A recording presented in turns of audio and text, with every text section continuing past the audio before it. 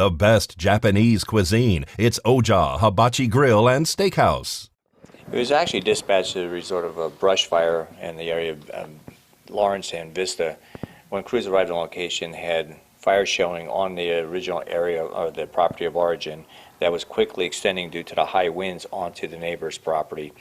There was certain activities going on there that were occupants were trying to suppress the fire. However, by disturbing the immediate duff, what we call is up to about 10 inches deep in some areas, was actually placing those embers into the wind, and it was quickly spreading to the neighbor's property.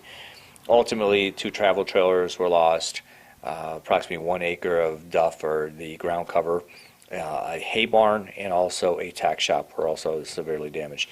We also had immediate livestock in the area that needed to be protected by being moved, so we were having to place people in the way of the heavy smoke conditions that were in the area.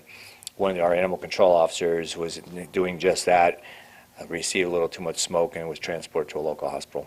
And then what about the 2 travel trailers? Were they residents? No, they were just sitting idle at the rear of the property, and it's my understanding they had been sitting there for an extended period of time. Let's talk about the residents trying to put out their own fire. I know that their intention is to be helpful. Yeah, we try to explain to people to try and not disturb it too much, allow us to come in and to do our job, but by disturbing it, it actually placed us at greater risk when we were trying to do our scene size up and understand exactly what the extent of the scope of the problem was.